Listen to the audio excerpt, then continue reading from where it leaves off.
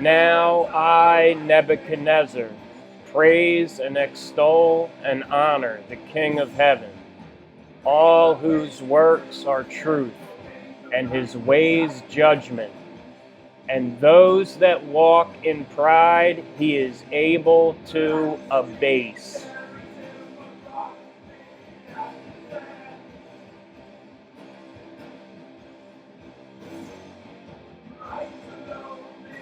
When the machinations of fear collide with man's inventive genius, the result can be both irreversible and terrifying.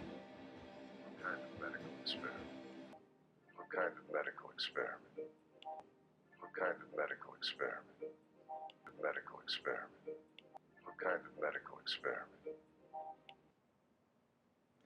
Okay, this video is going to be mostly about Daniel and Nebuchadnezzar. And I'll probably do a couple videos about Daniel and Nebuchadnezzar.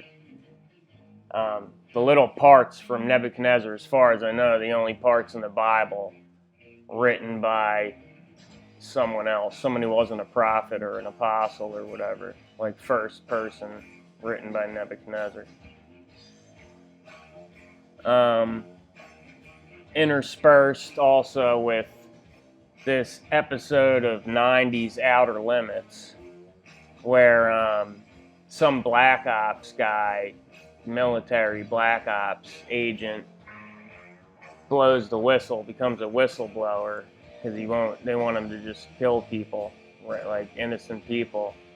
So they set him up, they frame him for a mass scary event where a bunch of people get killed, shotted at a recruitment center, army recruitment center or something.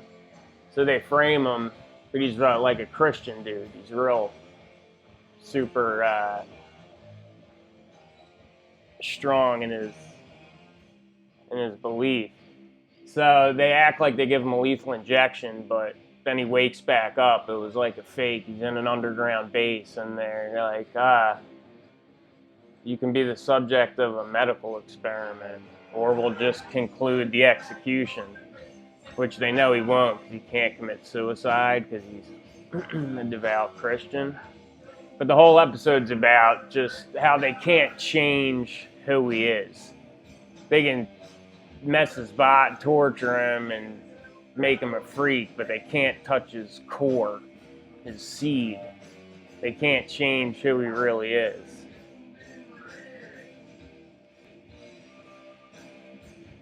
They can only change what he looks like. They can only change his virtual self-image, the overlay, not who he really is, just the virtual self-image, the straw man. Your appearance now is what we call residual self-image. It is the mental projection of your digital self. I'll give you another 30 seconds. If I have a choice. You do have a choice. You can say no. If I say no, I would be committing suicide. That would fly in the face of your religious beliefs, wouldn't it? Yes, it would. But you do. I'll take that as a yes. But first, I'm just going to tell a story, just a hypothetical scenario. Say a dude works 20 years, 7 days a week, works his balls off, 20 years to buy a piece of land, like a homestead, nice piece of ground, with, some deep forests on it, and buys it cash, no loans, nothing. And this dude just wants to be left alone the rest of his life, as soon as he can. Why? Who knows why? It's none of our business. Maybe his wife died or his kids died or something. It's like the beginning of a Steven Seagal or Jean-Claude Van Damme movie. But none of our business why. This dude but he has this dream. He just wants to go into the wild and just live alone. as a hermit for the rest of his life. So he works 20 years, he buys the piece of ground, he works another 10 years getting it all set up. You know, building a cabin, setting up power if he wants power, or maybe not. Maybe he doesn't want power, none of our business. Water source, irrigation, he's got a lifetime supply of axe heads, he's got a woodshed, he's got, you know, sleds, he's got flint, he's got a lifetime supply, it's all set up. Fireplace, all this stuff. Another 10 years, boom, he has it all ready. That's it. He quits his job one day and he doesn't really have any attachments. He just walks into the woods, into the deep woods, to live alone, unbothered for the rest of his life, for what he worked 30 years for. He's gonna spend the rest of his life. He goes into the deep woods, That's where his cabin is that he built. That guy, he's not gonna be in there for maybe a year, 2 years, maybe 3 to 5 years at the most. Not the rest of his life, but maybe 3 to 5 years at the most that dude will spend in there until armed SWAT teams, policemen with dogs, come in there, find him, drag him out, and imprison him. Well, he'd probably get killed in the process. But if he's lucky, he doesn't get killed in the process. He'll be locked up in a cage because he didn't pay his property taxes, or because he was declared dead and the state or his family members sold the property, or it's sold in a sheriff's sale for the taxes in arrears, and the new owners, in a panic, alerted the police that there's some kind of antisocial woodsman squatting on their property, and they feel threatened. So you can't do that. You're not allowed. Like, they act like there's this societal contract or agreement, but there's no agreement. You have to need them. Like, just being independent, self-sufficient, sovereign, just not needing anything is like an act of terrorism. Like, you're not allowed to be left alone. It's like you have to pick a political ideology. You have to fight. Are you for communism or against communism or capitalism? It's like, dude, you can't just want to be left alone. That's viewed as a crime. I mean, that's just the facts. If you just look at the state of affairs, it's a crime. Literally, it's a crime. Wanting to be left alone is considered criminal insanity. You are the property of society, in society's opinion. You have to need them. You have to need them. So, all right, now I'm going to look at Daniel. So Daniel's the one of the over the three chief governors, and he sits in the king's gate with Nebuchadnezzar because he's the master magician. His name's I think it's Belteshazzar. We'll see it in here later, but it means master magician because he was the only one who can interpret Nebuchadnezzar's dream, multiple dreams.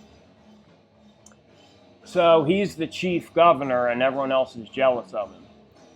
So they want to hatch a plot against him.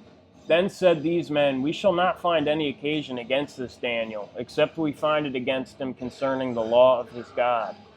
Then these presidents and princes assembled together to the king, and said thus unto him, "King Darius, live forever. All the presidents of the kingdom, the governors and the princes, the counselors, the captains, have consulted together to establish a royal statute and to make a firm decree that whosoever shall ask a petition of any god or man for 30 days, save of thee, O king, he shall be cast into the den of lions. Now, O king, establish the decree and sign the writing, that it be not changed according to the law of the Medes and Persians, which altereth not. Wherefore King Darius signed the writing and the decree. Now when Daniel knew that the writing was signed, he went into his house. Now when Daniel knew that the writing was signed, he went into his house, and his chambers being open, his windows being open in his chamber toward Jerusalem, he kneeled upon his knees 3 times a day, and prayed and gave thanks before his God, as he did aforetime. So, this is, to me, one of the things Daniel in the lion's den is illustrating, how you have to need them, Babylon, the king of Babylon. Like, you have to need them. It's a crime to not need them. You're not allowed to do it yourself. You're the property of society. So they make this decree that for 30 days, whosoever shall ask a petition of any god or man, save of thee, O king, like you're only allowed to ask the king or pray to the king, he shall be cast into the den of lions. And Daniel knows. Now when Daniel knew that the writing was signed, he went into his house, and his windows, like he does it on purpose, like he knows everyone's going to see him. As soon as he hears that it's signed, goes in.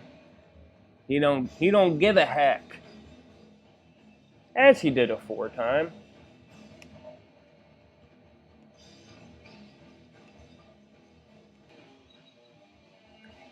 Then these men assembled unto the king, and said unto the king, Know, O king, that the law of the Medes and Persians is, that no decree nor statute which the king establisheth may be changed. Then the king commanded, and they brought Daniel, and cast him into the den of lions. Now the king spake, and said unto Daniel, Thy God, whom thou servest continually, he will deliver thee. The king didn't want to do it. The king's up all night. And a stone was brought, and laid upon the mouth of the den. And the king sealed it with his own signet, and with the signet of his lords, that the purpose might not be changed concerning Daniel.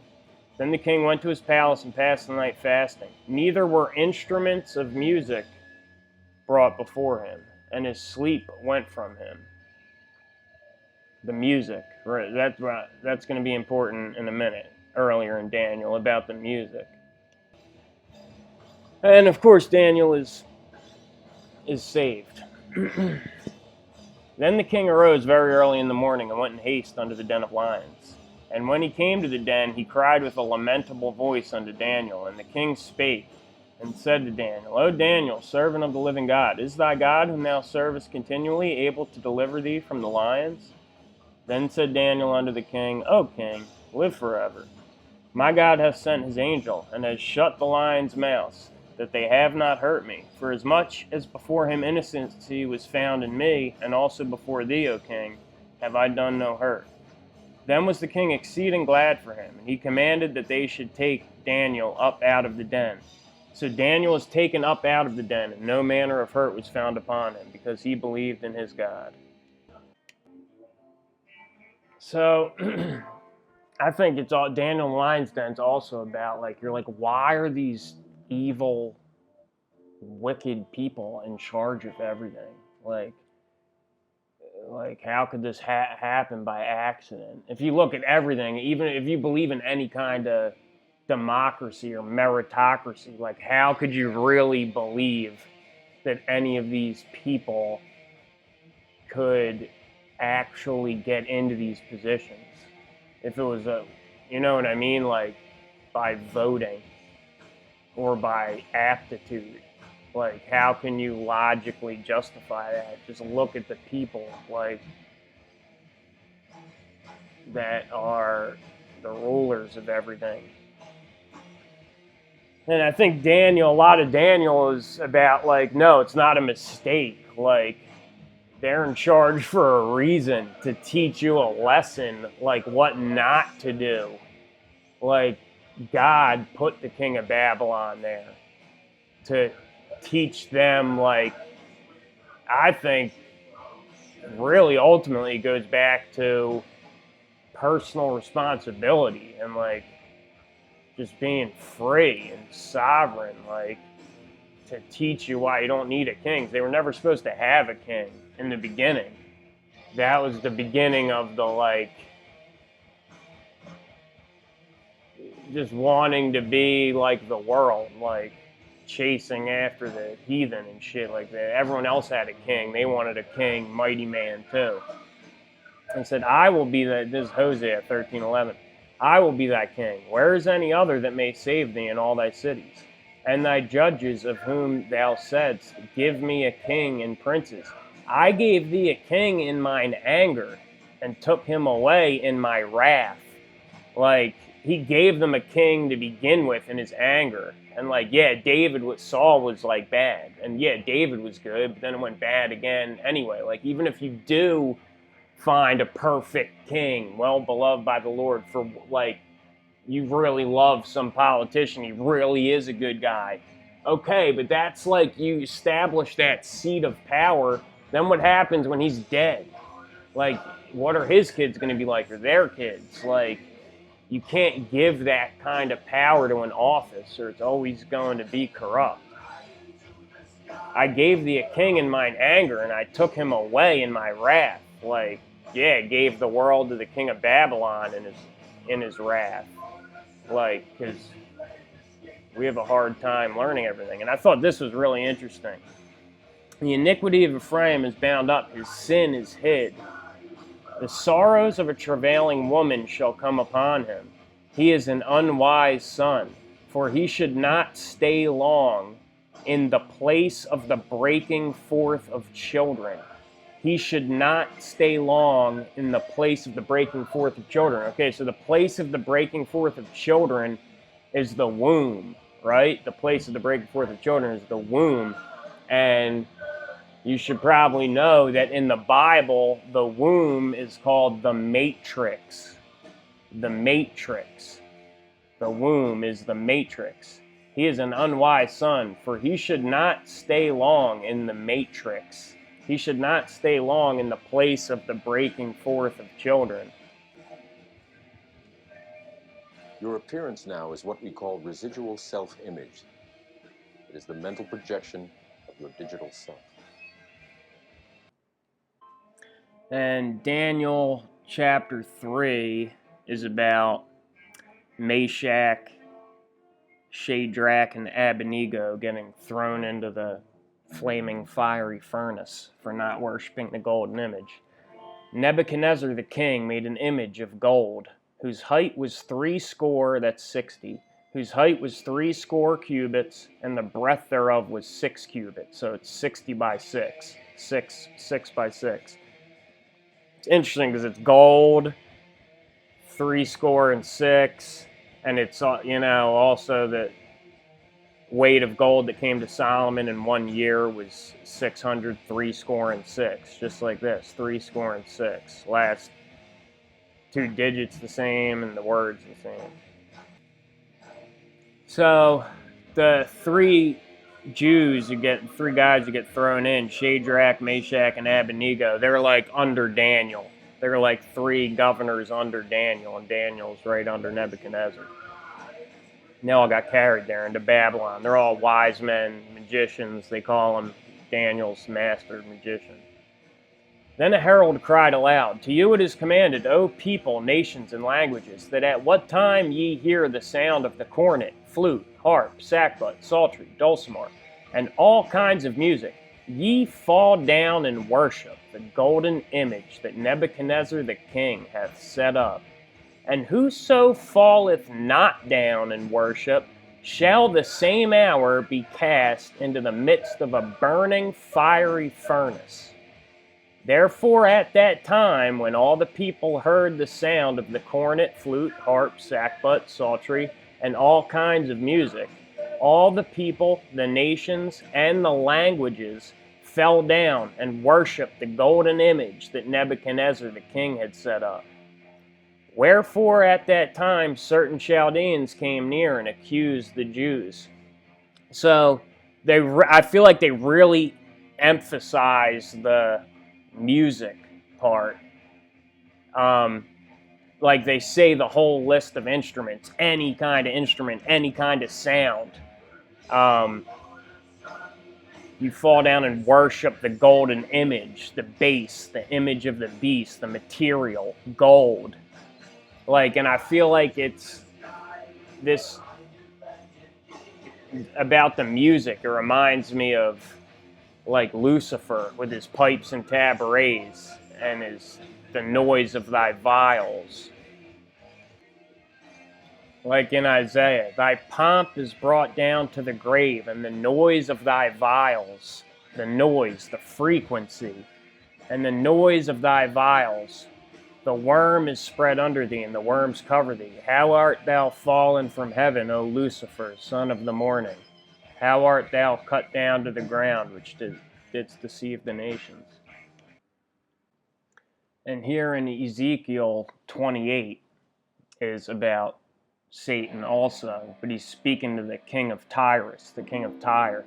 The word of the Lord came again unto me, saying, Son of man, say unto the prince of Tyrus, Thus saith the Lord God, because thine heart is lifted up, and thou hast said, I am a God, I sit in the seat of God, in the midst of the seas. Yet thou art a man, and not God. Though thou set thine heart as the heart of God, behold, thou art wiser than Daniel. There is no secret that they can hide from thee.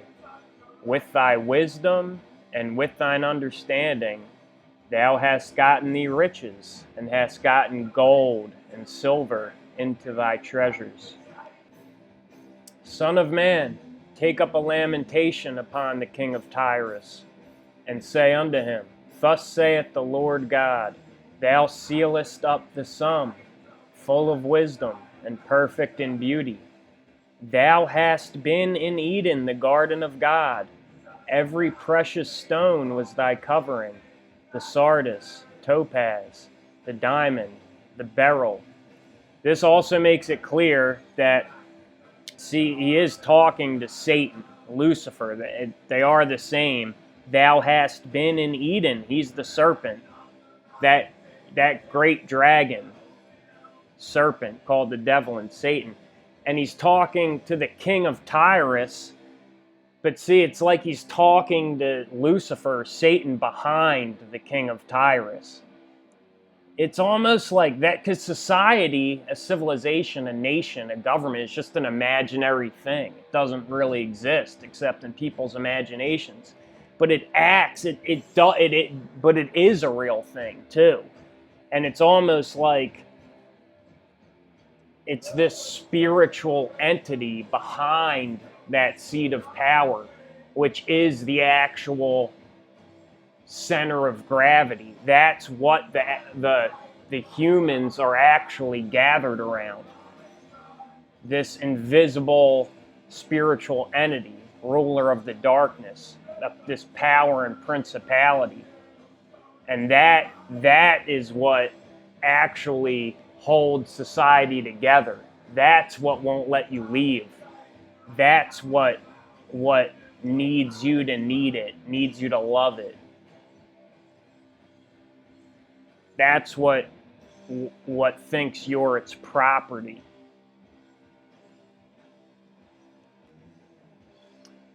The onyx and the jasper, the sapphire, the emerald, and the carbuncle, and gold. The workmanship of thy tabrets and of thy pipes was prepared in thee in the day that thou wast created. Thou art the anointed cherub that covereth. I think that means like the top layer of reality, the overlay, the surface, superficial layer of reality, which was supposed to be the beautiful flower cherry on top, but instead is all wrong. The overlay is all wrong. It's corrupted. The top layer of reality, the image, is corrupted. Thou art the anointed cherub that covereth. I have set thee so.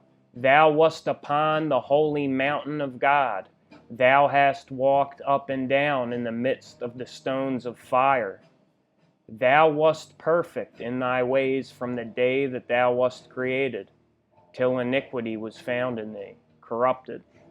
But see, it's always about music, frequency, the moon, the speaker. The workmanship of thy tabrets and of thy pipes was prepared in thee in the day that thou wast created.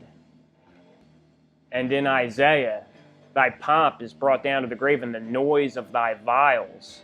How art thou fallen from heaven, O Lucifer, son of the morning?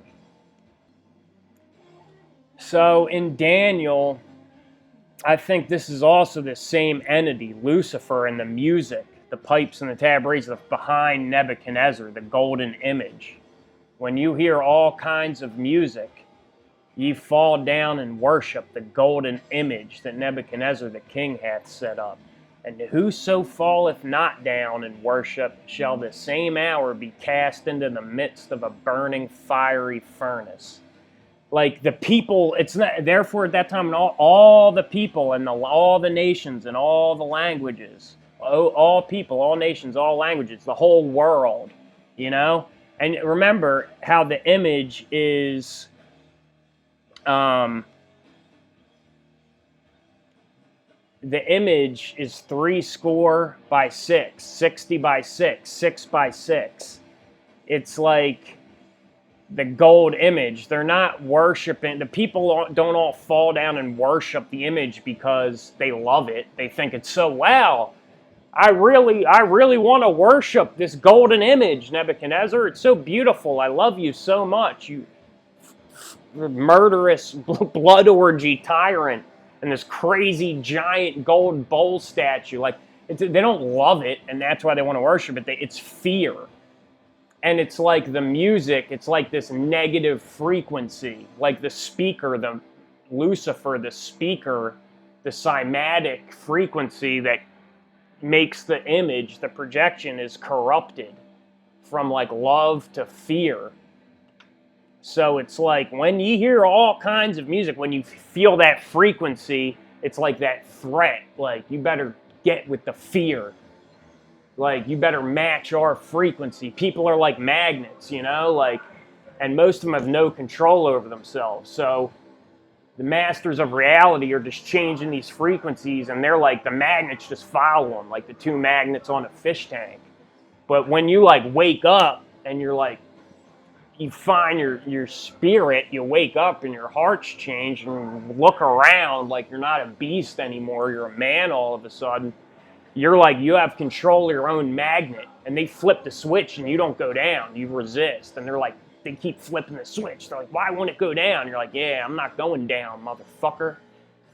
And you can affect some of the other magnets. Like if you're way high above them, it's not going to work. Like they're not going to be attracted. But if you meet someone a magnet that's a little lower, and you hold yourself just a little above, they're naturally going to want to equalize. The magnets are going to always want to come to the same level. There's going to be a tension. So if you go a little above them, but you won't move, then they have to come up a little bit to meet you. So you can't pull someone all the way up. You can force the higher ground and force people to come up a little bit. I think that's like, so it's like this evil frequency creating this evil reality, the golden image in Lucifer. Fall down and worship the golden image, the 666, the 6 by 6, the gold, the material, the gross, the base. And I think that's maybe why, like, because that's maybe why David, like, instituted temple music.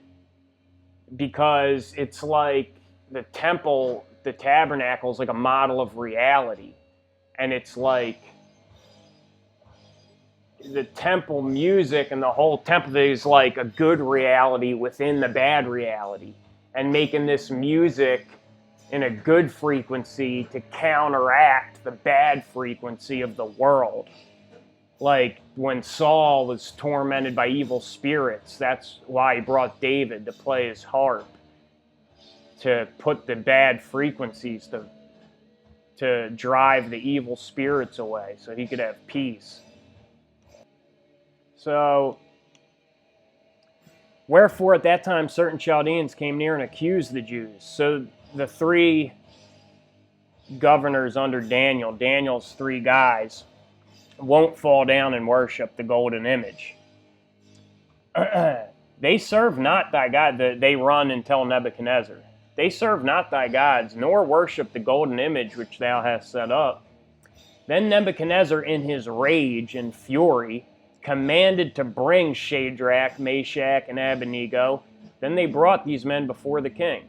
Nebuchadnezzar spake and said unto them, Is it true, O Shadrach, Meshach, and Abednego?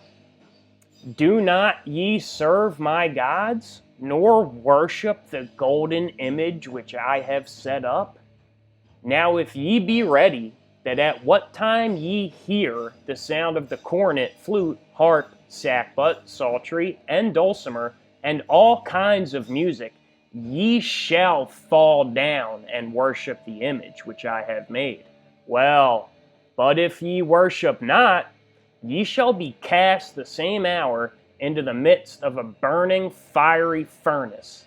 And who is that God that shall deliver you out of my hands?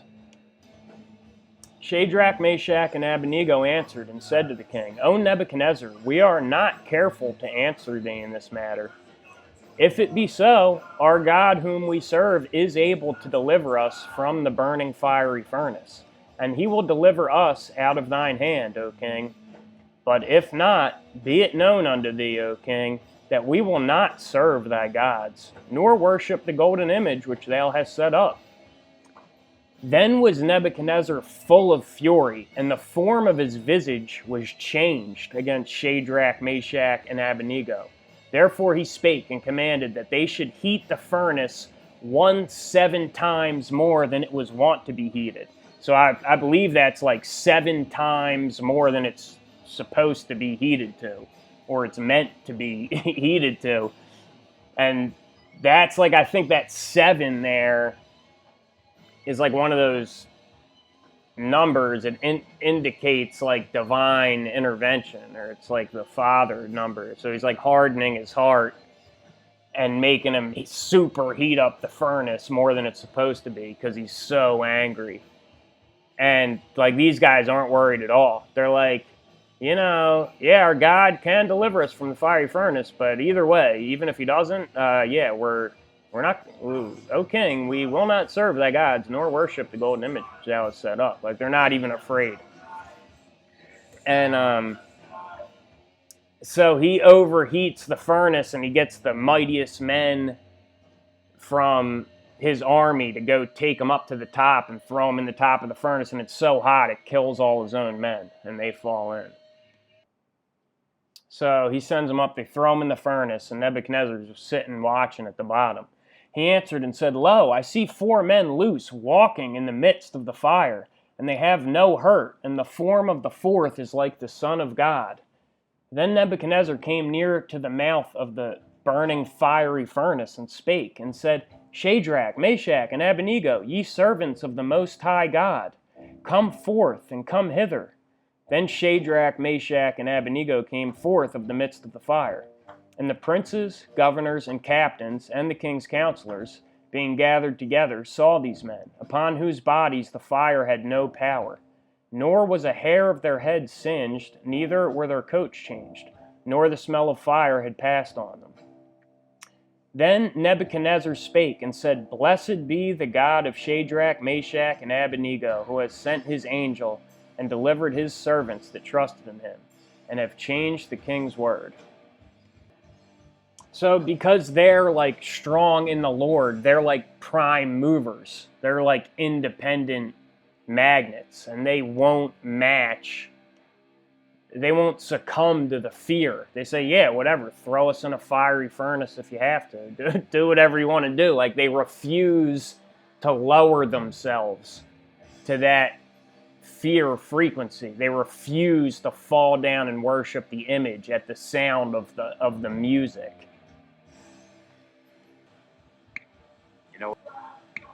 You know, we're both on the same side of history here, Styles. We're just playing different role. Yours is the body. What is yours? Just what the moments.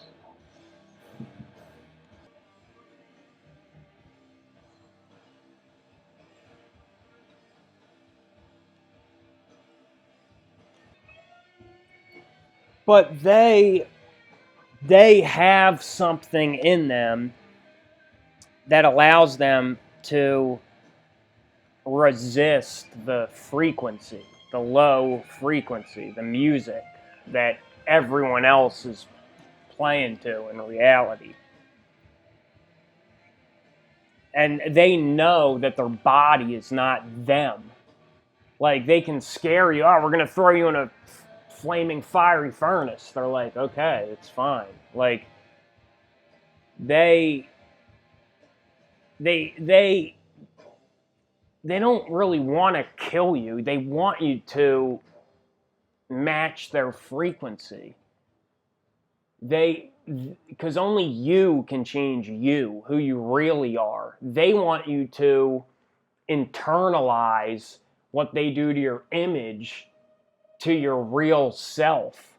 Or you could even apply this to your straw man. Like, they want to say, you're in debt. Oh, you owe us. You know, you're obligated to do this. Like, no, you're not. You're not in debt to anything. You're just like a bird.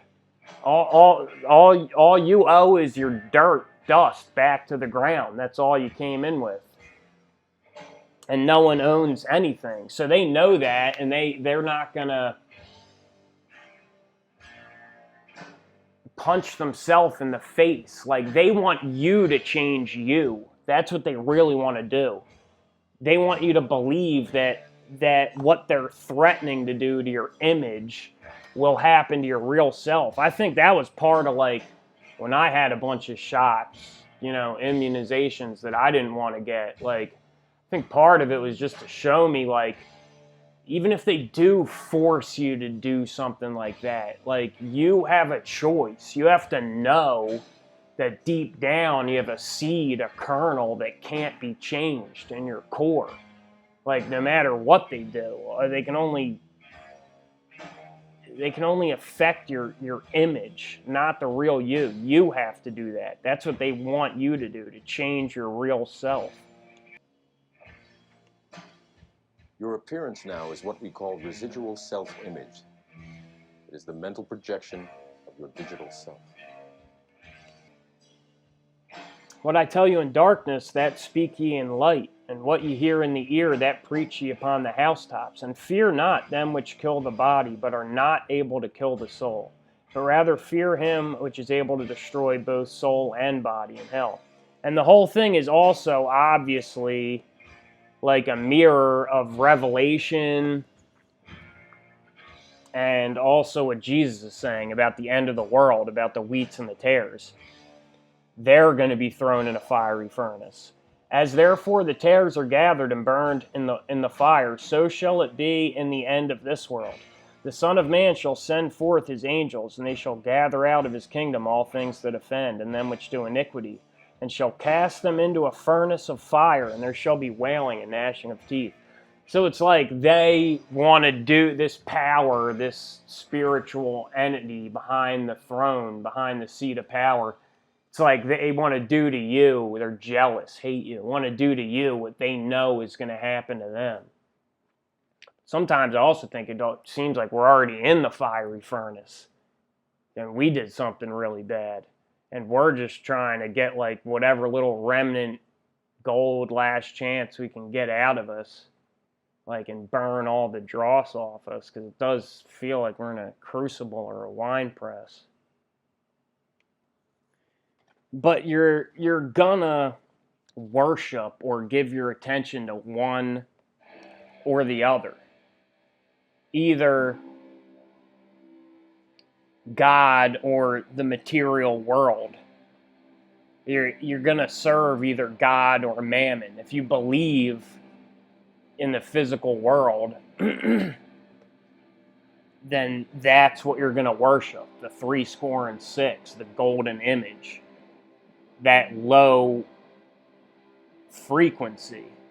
And the top layer of that is the financial matrix. That's what keeps you trapped, enslaved, apparently, superficially, to the beast system. The matrix is this financial matrix. Like, you know, if you don't pay your property taxes, that's what keeps you stuck.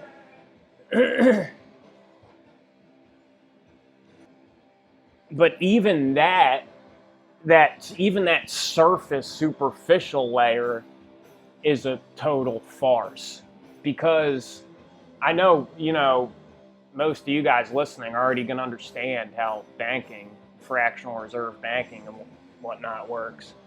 But just the fact that scarcity is value, that is what makes something valuable, scarcity.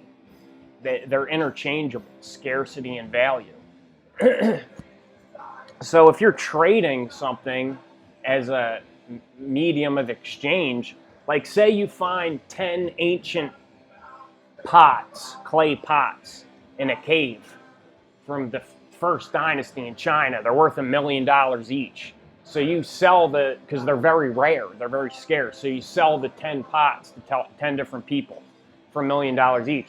But then the people who bought them find out you sold 10 more pots, and you're like, oh yeah, I found 10 more pots in the cave. And they're like, oh, okay, now they're only worth $500,000. Then they find out there's 100 more pots. And they're like, what the heck, dude? I paid $1 million for my clay pot. Now there's, what, 1,000 of them? Then it turns out that you just have a factory in your garage, and you're just making thousands, millions of these fake clay pots. And, like, the way the financial matrix is set up is already insanity, absurdity, because it's as if they're showing on TV to the whole world the factory making thousands, millions of pots coming off this conveyor belt, but everyone is still acting like their pot is worth $1 million. So it's already insanity, total insanity, illogical, like absurd on the face of it. And I also just got fired on Tuesday for refusing to take a swab up my nose test, which I don't even care. It's fine, because I shouldn't have been working there anyway. It's an embarrassment that I even went back to work there. It's a family business that I helped start. Worked, 80 hours a week for free for a year, at least a year, and then a lot for years to get it going. And should have been, half owner, partner of, but ended up leaving because difficulties with the family member, and also just didn't like everything about it, how it was, like bonding, insurance, workers' comp, taxes, licenses, inspection, DOT numbers, tax ID numbers. It's just like I feel like I'm suffocating. I can't stand it. And just the work is all like big pharmaceutical places and labs and medical places, and I just didn't want to be a part of it. Like big loans, and then I ended up going back and just asking for a job just to work there, because I shouldn't make excuses, but it was really hard to find another job. But like when I go back to work there, the job they send me to, I go to this job in Philadelphia. I won't say where it is, but I start really early in the morning, like 5 or 6 in the morning. It says it's a women's center. And I bring a tool we use. It's called a track fast. It's a gun that you shoot nails, steel track with nails down into concrete. And it has like a battery, but also a gas cylinder. And there's like other guns, we used to use, still use, that are like 22 caliber, actual powder rounds. But anyway, this track fast gas one, it needs nails, gas cartridges. So I had all this loose stuff. I taped it all together, like a box of the nails, 2 of the gas cartridges, 2 of the batteries. I like taped it around red duct tape. And we started the job in the morning, and I had it sitting somewhere in like the vestibule or somewhere by the front of the place. And it's like a daycare and kind of classrooms for real little kids on the first floor. And then I see like all these security people start showing up, and I'm like, what the heck is going on? I got like police and armed guards and like, and then at some point someone comes running in like, oh my God, clear out of the building. Then there's like a big commotion, and they're like, what is it? What is it? Before they totally clear out the building, I go and see, and they thought it was a bomb. The stuff that I had taped up, the battery and nails and gas cartridges. And I was like, no, it's just mine. It's my tool stuff. Like, it's fine. It's just stuff for my tool, my gun for construction, like the tool. And they're like, oh.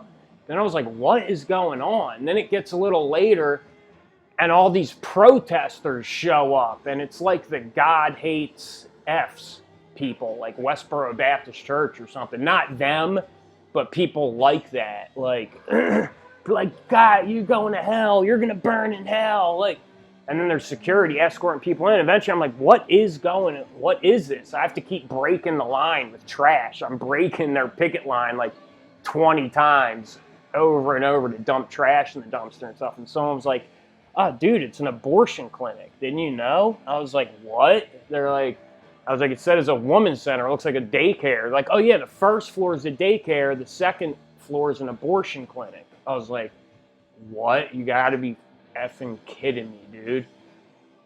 And it was all so weird too. Like at lunch, I'd be sitting out there and they'd be doing these classes there where they have all these white people and like a couple black or different colored people leading the class and doing like white privilege classes, like making them get on their knees outside in the parking lot in the middle of the city in Russia in the middle of the day. I swear to God. And they'd be like, if you always had an easy life because everything is given to you and you never had to feel unsafe your whole life, raise your hand. And like most of the white people raise their hands, but not all of them.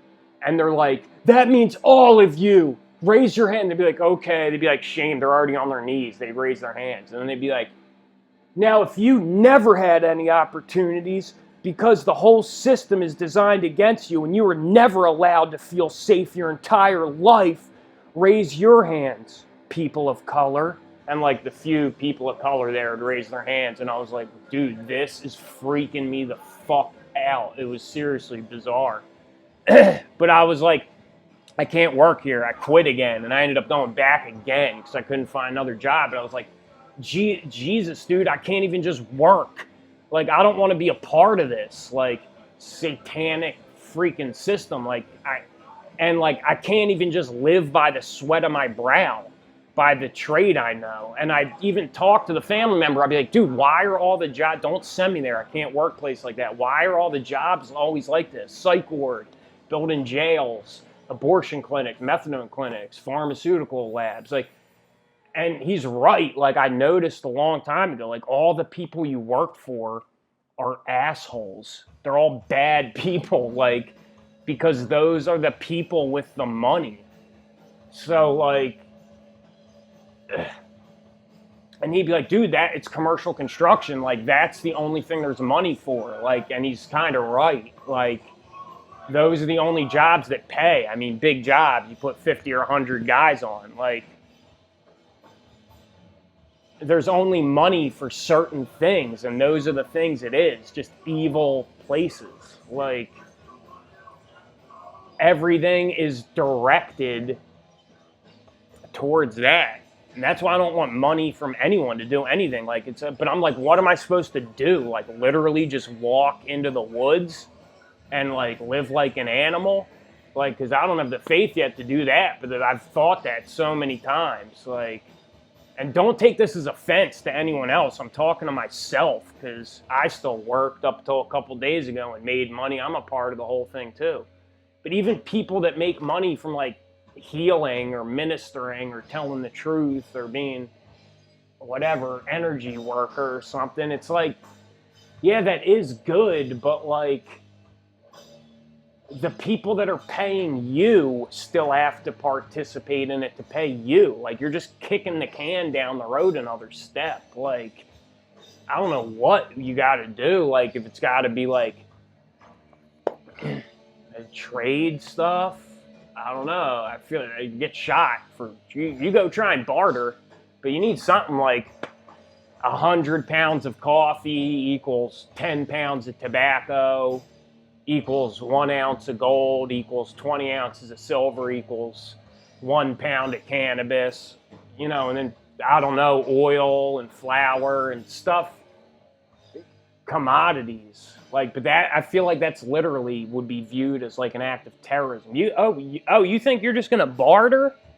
Oh, you think you're going to use a gold dinar and barter for bags of coffee bean? That's a great way to get a pool cue shoved up your you-know-what on live television, Momar. And yeah, I don't even care that I got fired because I've been praying desperately for a way out of there, a new opportunity, or what I'm supposed to do exactly, because that was years ago. But like 2 weeks ago, I saw the same place, Women's Center, on the schedule again. And I called the family member. I was like, dude, please don't try to send me there. I won't go. I'm not working there. And they were like, what? And this person thinks they're a Christian or whatever. I don't know what they think. But they're like, why? Why don't you want to go there? I'm like, because, dude, you know why? And they're like, why? What is it? Even though they already know. I'm like, dude, it's an abortion clinic. And they're like, what, does that bother you? No, I get it. You're sensitive. You're like super sensitive and stuff like that bothers you. Like they're acting like it's like a woman being like afraid of a dead mouse. I'm like, this is insanity. Like and even like, and they'll be like, well, if you don't want to work here, go get a job at McDonald's or Walmart. Like, yeah, like that's any less freaking harmful? Like, how do I have to literally live like a bird, like Jesus said, like, and just trust that the food will be there, or what?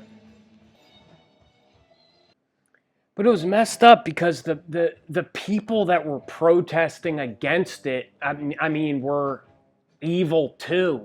Like, they're being so nasty and vile and wicked and hateful. Like, if you really want to stop that, you have to help people and help your own family and anyone you can close to you, and try and make a situation where it's not or it's like a joy to have a baby, not a terrible tragedy, unbearable burden.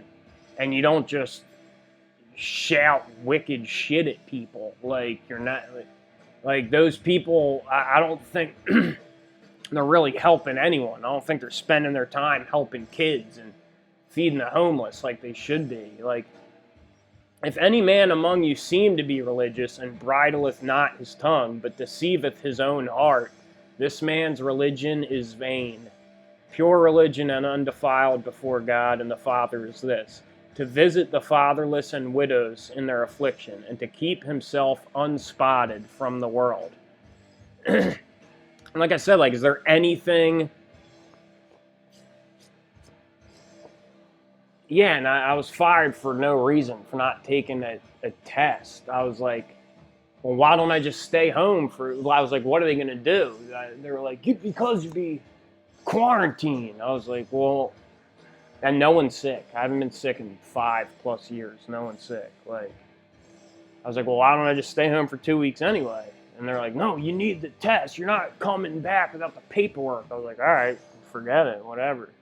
Like, this is insanity. Like, but yeah, it's really becoming obvious. That's the best part of the worst part, is like, we shouldn't be probably shopping at these stores anyway. We shouldn't probably be working at these places anyway. We probably shouldn't be associating with these people anyway. And like, you know, I probably didn't have the strength to totally separate myself from the world and everything, so that was done for me, like, thank God.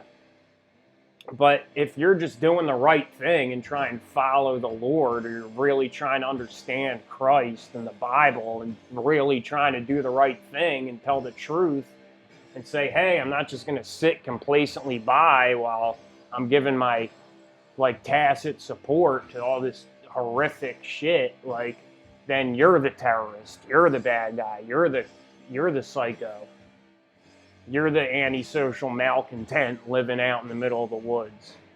Ye adulterers and adulteresses, know ye not that the friendship of the world is enmity with God?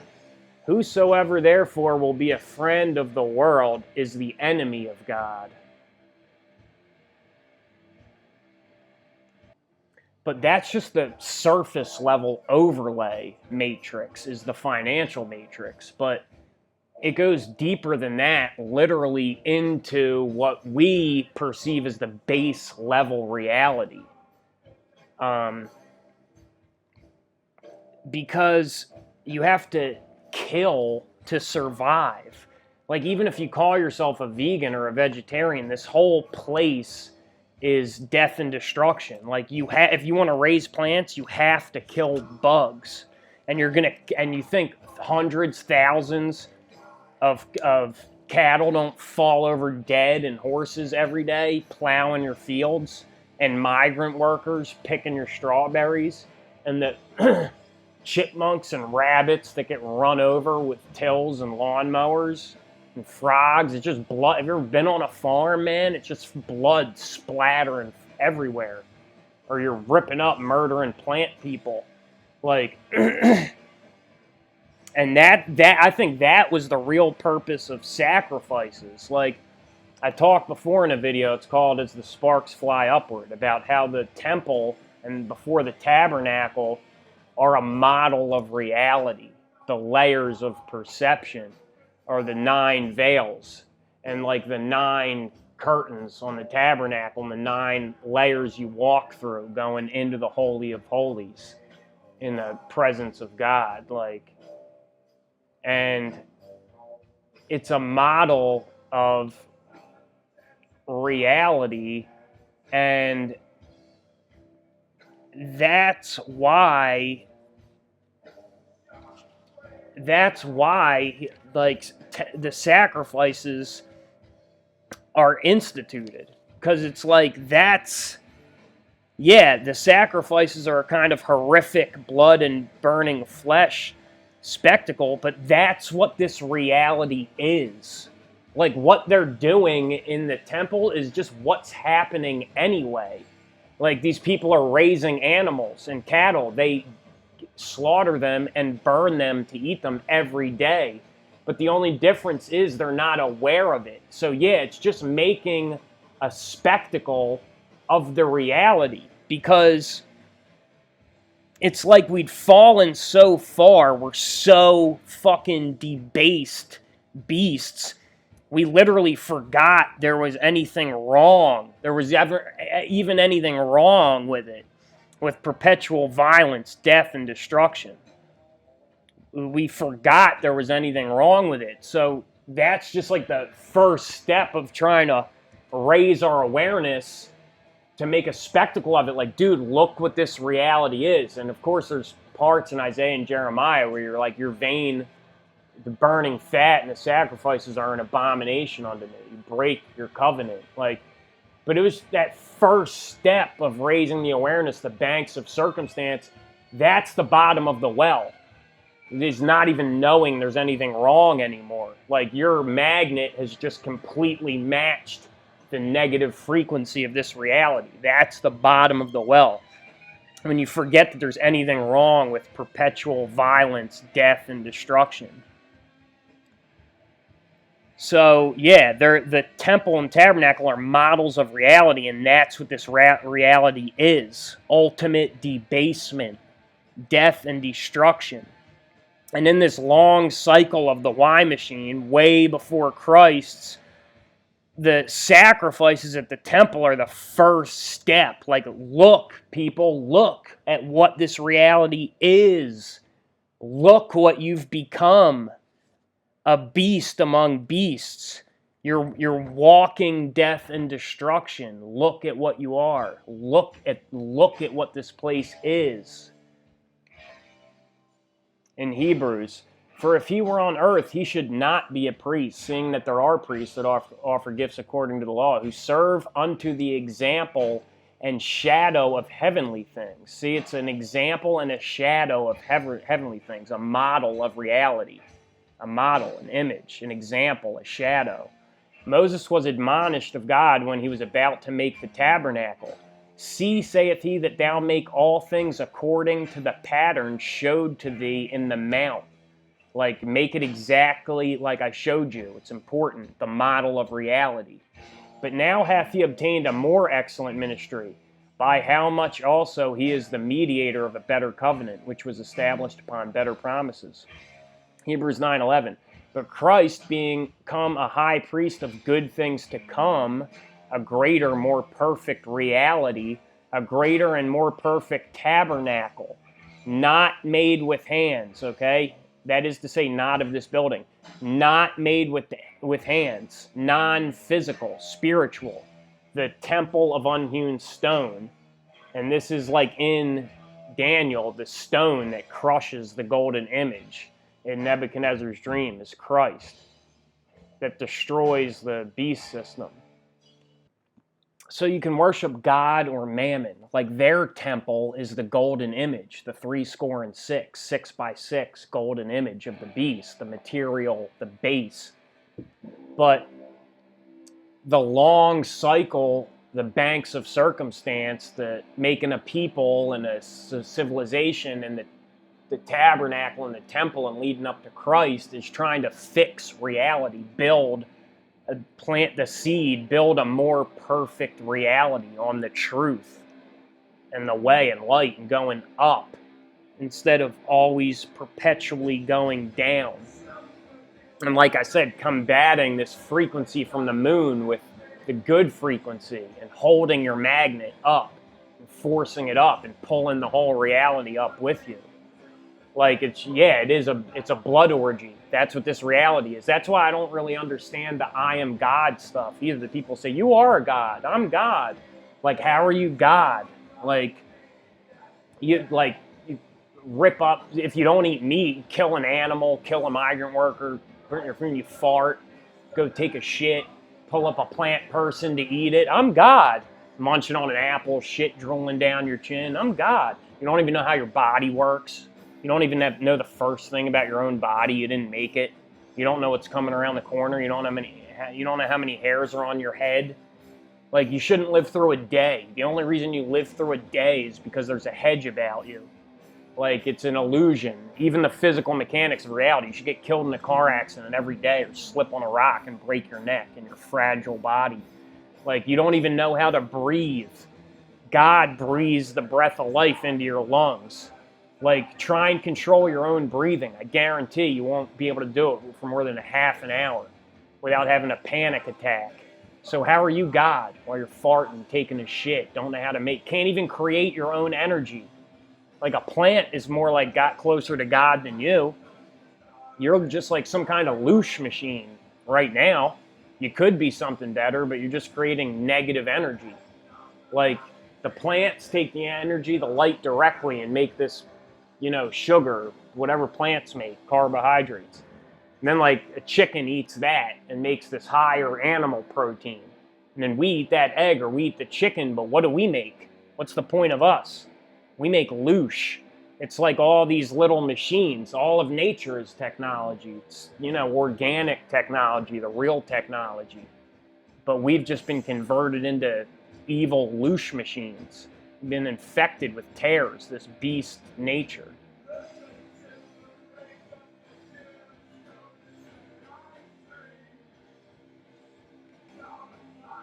I'm going to look at one more thing from Daniel, and I'm going to play a song at the end that is pretty brutal, abrasive, screaming, screeching song. Been accused of it being demonic, but it's not demonic. I'm just a real human being with a full range of emotions, and I make songs with good feelings and with bad feelings, and I also just like metal and punk and hardcore. But if you're bothered by that sort of a thing, then just skip it. You'll know when it's coming on at the end. Just turn it off. Don't leave me a bunch of comments, please, about how it's demonic. That they refuse to worship the golden image. They say, but if not, be it known unto thee, O king, that we will not serve thy gods, nor worship the golden image which thou hast set up. Like, we're going to hold you down and do this or that to you if you won't be afraid. Like, that they just refuse to live in that reality. Like, do it. I know this, my body isn't real anyway. This isn't the real me. Yeah, throw me in a fiery furnace. Do whatever you want, you know. Do what you're going to do. But they refuse to fall down and worship the golden image. They refuse to match that frequency. This is the dream, I think one of the dreams that Daniel interprets for Nebuchadnezzar, and then it happens to him. Nevertheless, he's a big tree, the great tree by the great waters, and all the men and beasts and birds make their homes in his nest. But then the Holy One, a watcher, comes down from heaven and says, hew it down. Nevertheless, leave the stump of his roots in the earth, even with a band of iron and brass and the tender grass of the field, and let it be wet with the dew of heaven, and let his portion be with the beasts and the grass of the earth. Let his heart be changed from man's, and let a beast's heart be given unto him, and let 7 times pass over him. This matter is by the decree of the watchers, and the demand by the word of the holy ones, to the intent that the living may know that the Most High ruleth in the kingdom of men, and giveth it to whomsoever he will, and setteth up over it the basest of men. See, it's no accident. You're supposed to, it's like the sacrifices in the temple. It's a spectacle. Like, look how wicked your rulers are. Like, I gave you a king in my anger and took him away in my wrath. Like, the Most High ruleth, and there's a reason this is happening. The Most High ruleth in the kingdom of men and giveth it to whomsoever he will. And it's no accident. Setteth up over it the basest of men. It's upside down, inverted. This dream I, King Nebuchadnezzar, have seen. Now thou, O Belteshazzar, master of magicians, declare the interpretation thereof.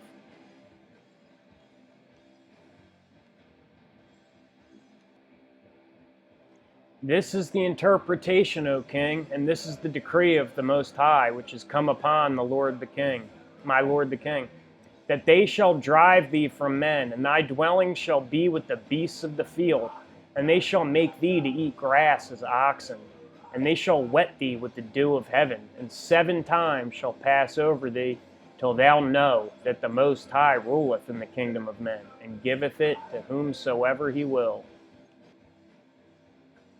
All this came upon the king Nebuchadnezzar. At the end of 12 months he walked in the palace of the kingdom of Babylon. The king spake and said, Is not this great Babylon that I have built for the house of the kingdom by the might of my power and for the honor of my majesty? While the word was in the king's mouth, there fell a voice from heaven, saying, O King Nebuchadnezzar, to thee it is spoken, the kingdom is departed from thee. That's like us. The king spake and said, Is not this great Babylon that I have built for the house of the kingdom by the might of my power and for the honor of my majesty? Like, the thing, like, yeah, like, you might be smart, or you might be really strong, you might be really beautiful, but you didn't make yourself like that. You might have thought something really clever, but where did that come from? Your ideas, where did your ideas come from? Like, what if you weren't smart? Yeah, you want to do good things, you want to follow the Lord, and you want to read the Bible, but why?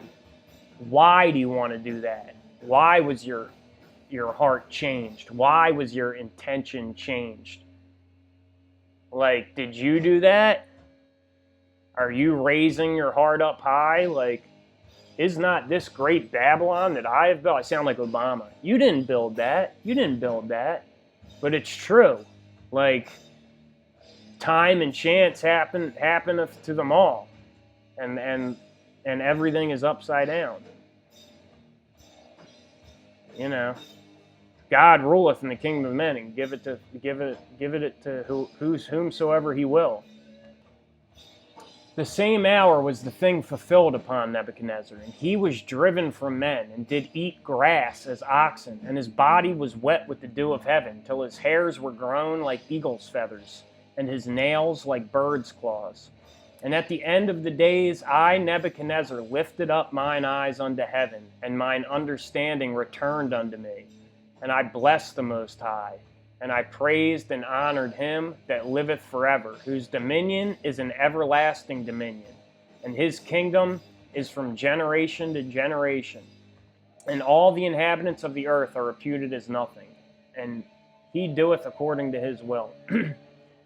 And this is us. I feel like this is us. Like, we're just like, we're, completely lost our understanding.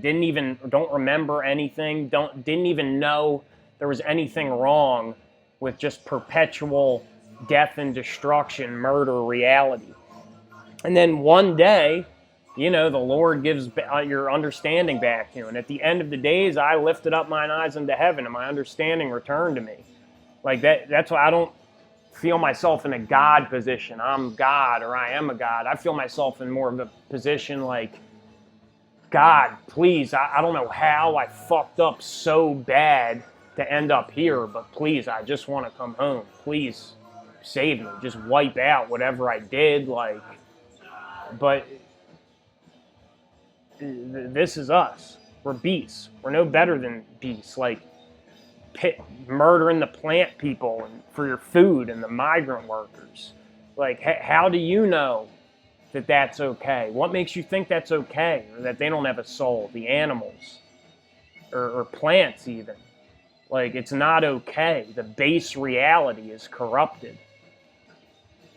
But if you trust in something higher, it always works out. You'll be saved one way or another. Everyone dies the first death. Let them throw you into the furnace of fire. Maybe you'll be saved, maybe you won't. But you already know you're saved because you're not a beast anymore. Your understanding returned to you. That's how you know you're saved. The experiment is over, Sergeant. You failed. I've succeeded. I'm still not a murderer. I still have my soul. Ready? Take your aim.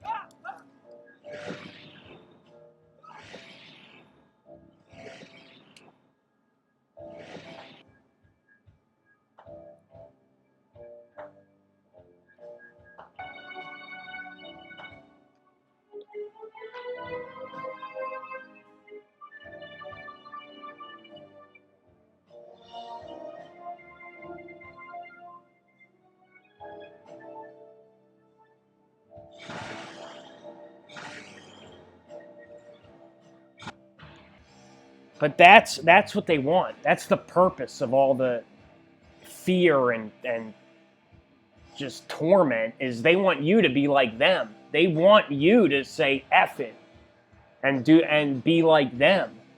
They want you to freak out. They want you to do something bad. They want to scare you that they're going to do this and that medical procedure to you because they want you to believe that that's the real you.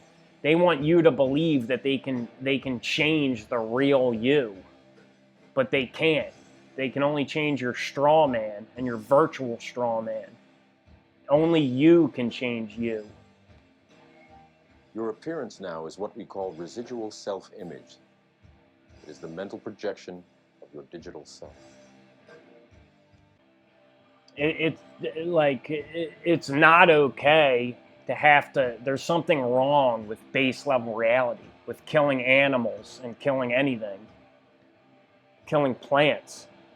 I said in mine heart concerning the estate of the sons of men, that God might manifest them, and that they might see that they themselves are beasts. They might see that they themselves are beasts. For that which befalleth the sons of men befalleth beasts.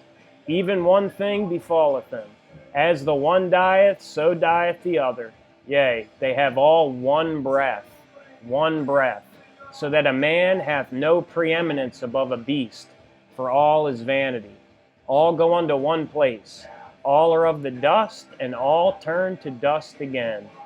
Who knoweth the spirit of man that goeth upward, and the spirit of the beast that goeth downward to the earth? Do you know that? Are you going to be so arrogant to say you know that the spirit of a man goes up and the spirit of the beast goes downward? You don't know that. So, I mean, there's a lot of good people in the Bible, but there's a lot of bad people too. And I think we're all those people. We are Nebuchadnezzar and Pharaoh and all these other people. It's easy to say, people like to say, oh, I'm Jacob. I'm like Jacob. I'm like David or Solomon. I feel like I'm like Christ. But no one likes to say, I'm Nebuchadnezzar. They like to say, I'm David. No one likes to say, I'm Nebuchadnezzar. But that's the whole point of we have two people inside us. That we have two natures. Jacob and Esau. You have the two wolves fighting and wrestling inside you. Serve God or mammon. The golden image, the 66. 1 John 1:6. If we say that we have fellowship with him and walk in darkness, we lie and do not the truth. But if we walk in the light as he is in the light, we have fellowship one with another. And the blood of Jesus Christ, his Son, cleanseth us from all sin. That blood is in us, that seed, the progenitor. If we say that we have no sin, we deceive ourselves, and the truth is not in us. If we confess our sins, he is faithful and just to forgive us our sins and to cleanse us from all unrighteousness. If we can face the truth. If we say that we have not sinned, we make him a liar, and his word is not in us. 1 John 3:8. He that committeth sin is of the devil, for the devil sinneth from the beginning. For this purpose the Son of God was manifested, that he might destroy the works of the devil. Whosoever is born of God doth not commit sin, for his seed remaineth in him, and he cannot sin, because he is born of God. So see, you have two natures. It's not a contradiction. If we say that we have no sin, we deceive ourselves, and the truth is not in us. If we say that we have not sinned, we make him a liar, and his word are not in us. But whosoever is born of God doth not commit sin, for his seed remaineth in him, because that's not you. You know, the bad thoughts, the bad things, the circumstance, it's what happened to you. It's an experience. But once your understanding returns to you, when you're not a beast anymore, now you have a choice. You know, now you have to do the right thing. Your appearance now is what we call residual self-image. It is the mental projection of your digital self.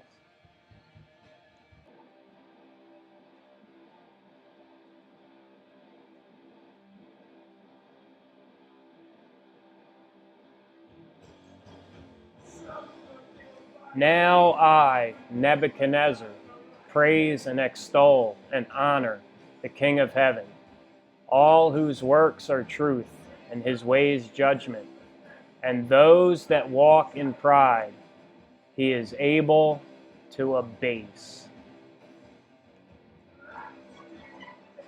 Can the true reason we so fear the unknown be that we know ourselves too well?